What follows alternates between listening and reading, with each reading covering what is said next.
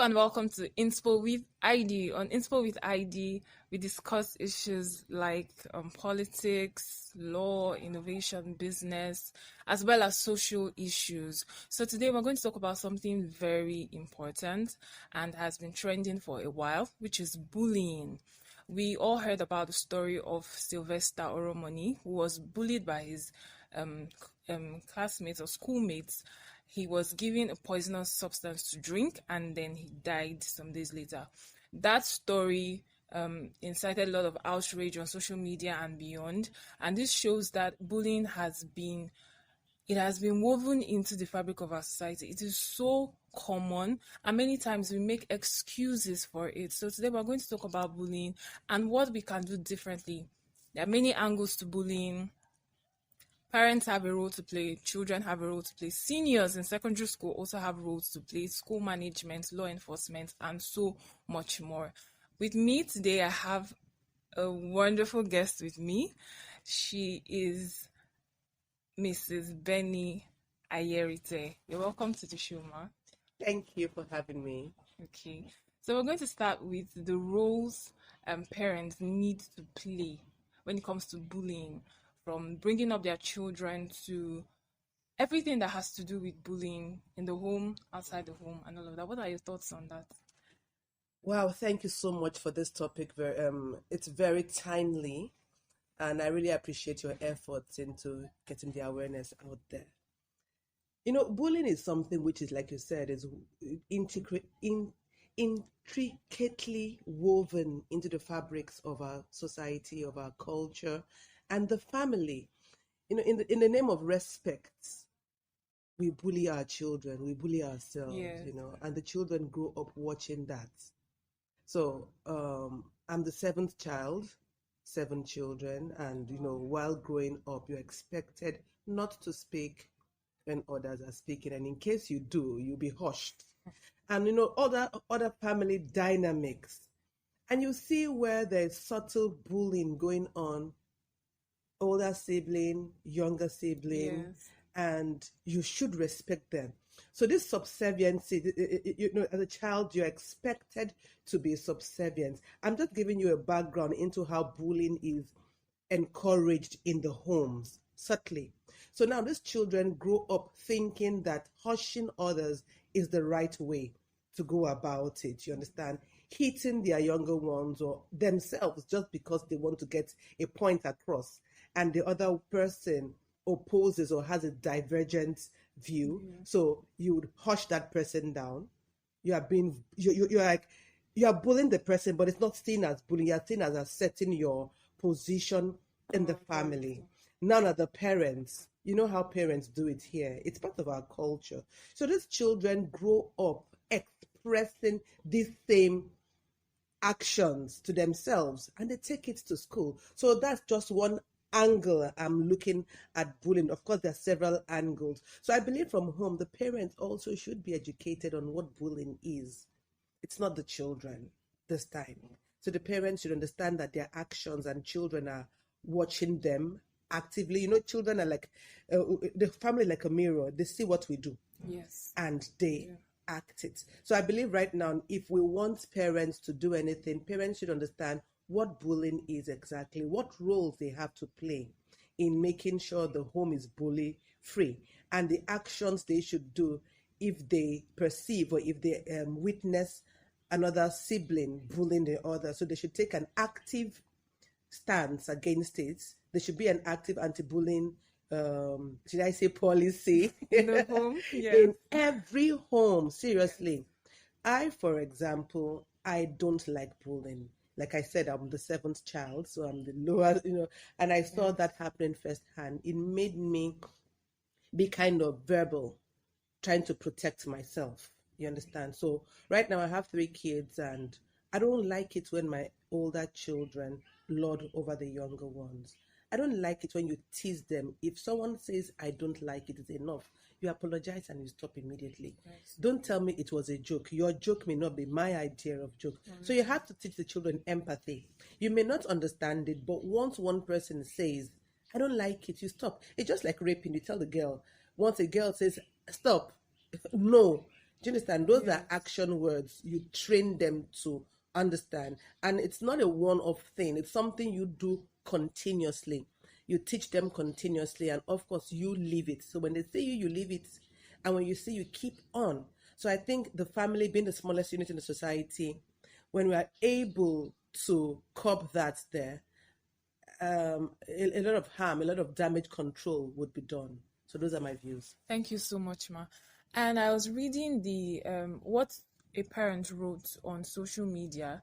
She said she discovered. Now I want to talk about this because many times we're conscious of, oh, is anybody bullying my child? Is anybody bullying my child? What if your child is a bully? Thank you very Have much. you found out? So this mother said she discovered that her daughter did not have friends in school.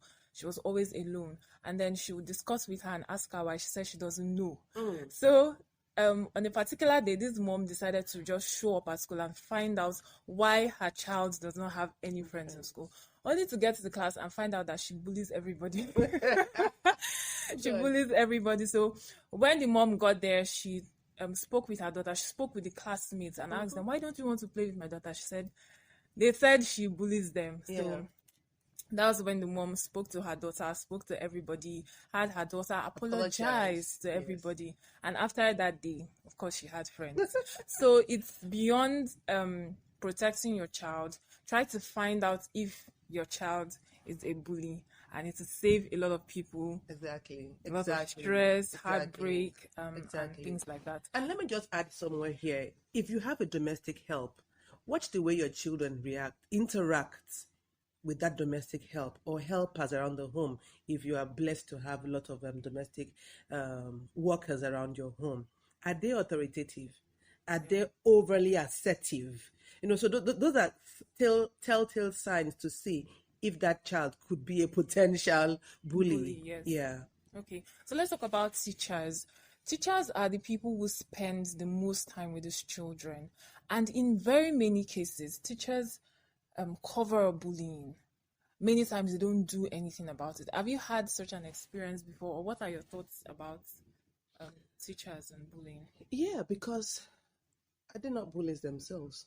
Yeah, many times they are. Yeah, I mean, they're bullies themselves, no matter how you say we don't bully here, they are bullies. So basically, and before now, and I'm so happy this, it's not happy, it's a mixed feeling I have. Someone had to go for this bullying thing to be brought to the fore. To the open, yes. So yes, we are filled with mixed feelings, But then again, I believe that something good will come out of it at the end of the day, because right now there are trainings going up in different schools about bullying, and teachers are beginning to know the role that they play by supporting this. They favor. I'm giving a broad generalization right now. That this very intelligent boy or girl, and they begin to favor that boy or girl in class, giving the person wings to fly, so to speak. That person now become like the class bully or something or the other. There are different ways that teachers can favor. If they see that that child comes from a powerful family, look, they are not going to speak down at that child. Yes. They won't. They would actually, the child who is quiet, or from a normal family, or from a less rich family, I won't use that word poor, would now feel apologetic to that child. You want to play good, you want to be on the good books. Even the teacher wants to be on the good books of the child's parents. So somehow they're encouraging bullying. And how about that child in class who is very feisty, who is very outspoken?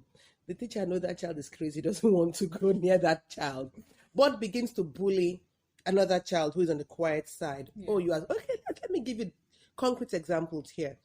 I had a child, my first son, then he was in primary school, and he was slow to write. We didn't know he had eye problems. So he would take time and write. And then I was a stay-at-home mom, so I knew my kids very well. I taught them to read, So he stopped, he started crying. He doesn't want to go to school. He wants to stay at home and help me wash plates. So I knew that there was something happening. Yes. I was trying to talk him through it. So I was happy when he was now in a class and a friend of mine who was a teacher. So I said, okay, this miss is going to take care of you because she's my friend. And I was happy to put, but he was still sad. He was very miserable. Then one day I went to pick him. I saw his face all gray and black and everything. What's the matter? I said he would tell me in the car. Went to the car and he said his teacher slapped him. Wow. I walked back to school. He was pulling me because he knew I was going to do something about it. I went back to the school. And now it was more painful because she was my friend. Yes. You understand? And I knew that she, the bullies, they smell people that they can oppress. Yes. And my son, being a quiet person, she wanted to take out her frustration on him. So I really made sure I handled it. You don't want to know how I handled it. Another teacher, again, who had domestic issues, bullied that same boy by hitting him. So I made sure the school do something about it. You have to suspend that teacher and make my child know that she was suspended because she hit him. How dare you slap a child? If it was none, I would have gone a step further by suing and doing other things. So those are ways that teachers bully. And the child had an aversion to school because of that.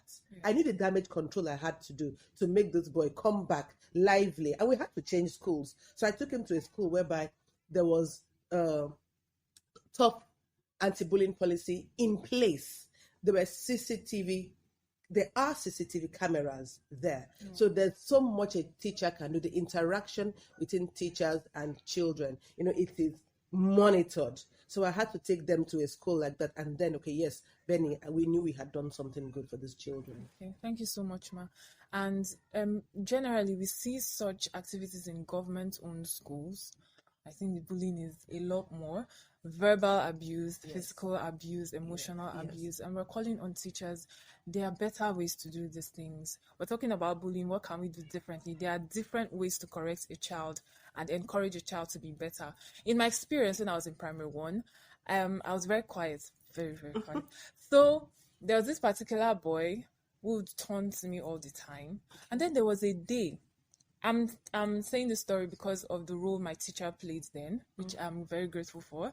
So he would sharpen his pencil and pierce me with it. Wow, I had that experience too. Yes. And he kept on doing it. I'll tell him to stop. He would refuse. He kept on doing it over and over. So I had to report to my teacher, and immediately she called him out and she punished him. She didn't flog him actually, but she gave him punishment. And that was the end. Wow. So as teachers, we can do a lot more than closing our eyes to bullying or pretending that it doesn't exist.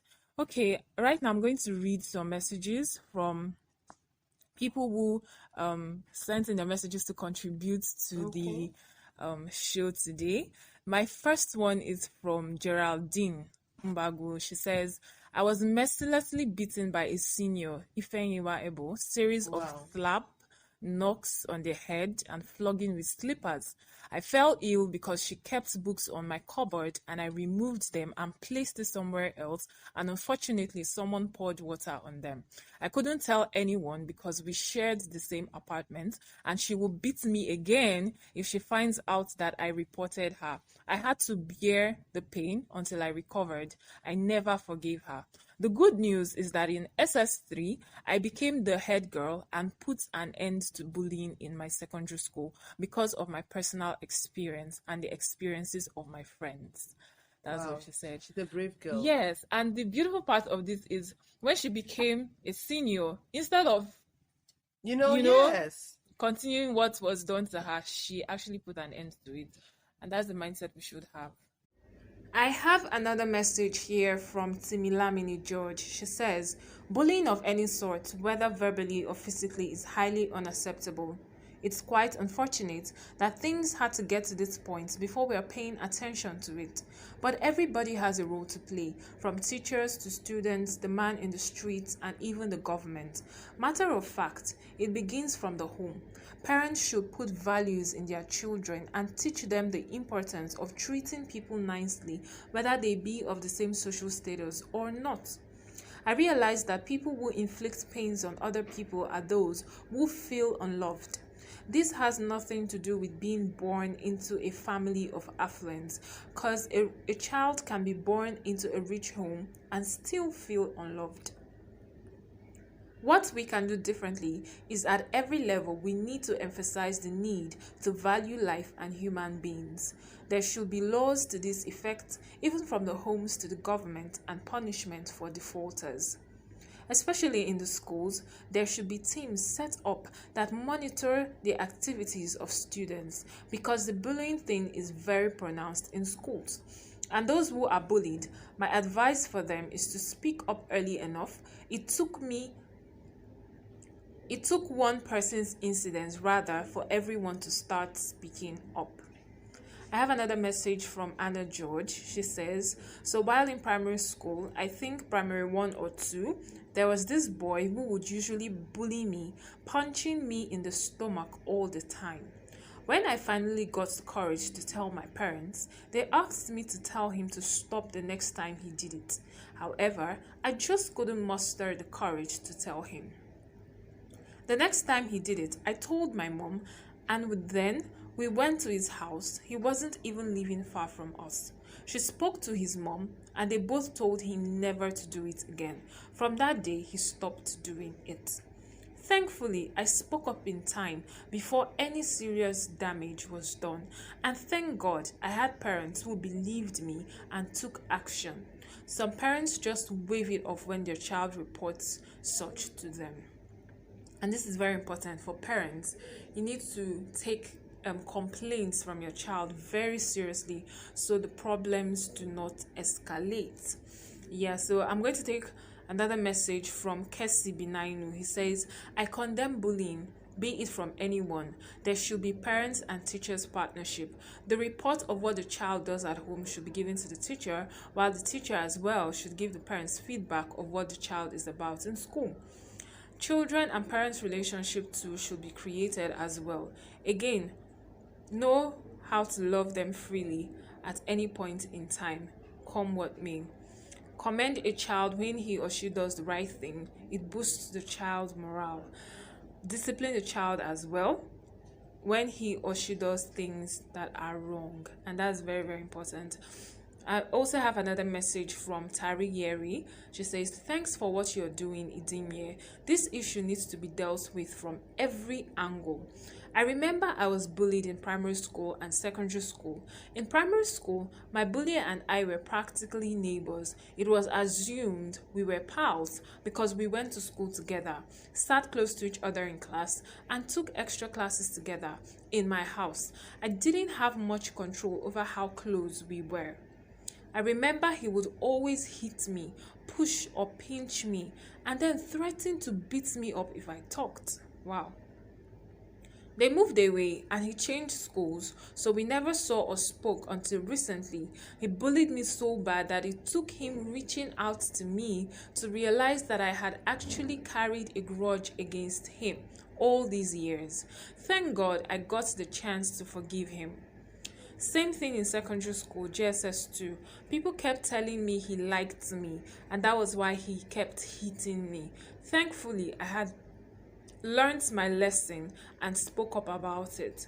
What I can say is we all need to be the person we see when we look in the mirror, God's mirror, because we all are either parents already or intending parents, and as a parent you can either be a blessing or a danger to your child. When we are better people, we'll not raise monsters or nuisance in the society. I believe a lot of young people think that they will finally learn parenting when they have children. They take the matter so lightly, but the truth is, every day we learn to be responsible for another human's life. Charity begins at home. So first and foremost, parents just need to do better. And that's coming from Tari Yeri. Wow, that's great. So right now we're getting to the end of this show. So I'd like you to tell us your final thoughts on bullying and what you think we should do differently for everybody listening right now. Thank you so much again for this opportunity. We all know a lot about bullying by now, the damages it brings, it inflicts in people, families, and the potential it has, of killing. That's in very extreme cases. So Right now, I think that a lot of things can be done. So, from the government angle, when you are trying to bring in a new policy, what angle does the government come through? Media. Yes. So there should be such a lot of media awareness right now. And thinking about it, it's not just going there putting jingles, bullying is bad, don't bully. No. There should be plays, TV programs dedicated to anti bullying, such ways the children can watch and see the effects of bullying real time. It's very catchy. When we're trying to talk about HIV/AIDS, there are a lot of programs where we were watching. So it builds into our subconscious. Yes. So that should be an angle that the government should look through and other media practitioners out there. Even the civil society is not left out. They have roles to play in all of this. Yeah. You can come from the children angle, from the teenager angle, and even the parents. So if there are programs about bullying from the homes, so we are now exposed to this, watching it and looking at ways that we can adjust. So there should be several programs, several projects on it, even going from schools to schools, talking about it. And I believe that a lot of schools have counselors. This time, their counselors should take it seriously. So a child should be open enough to report to the teacher. And when a bully is caught, you don't shame that bully. It's now, how do I treat? Because it's now a condition. How do we tackle this? How do we remove that? How do we help that child who is a bully before sending that child back into society to afflict more harm? Because, like you rightly said, that child may have certain deficiencies from homes that wasn't discovered.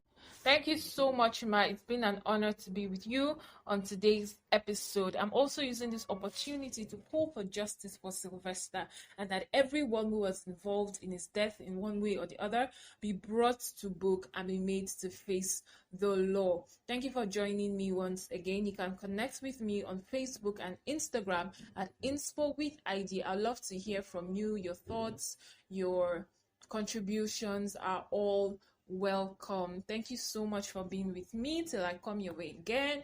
Bye for now.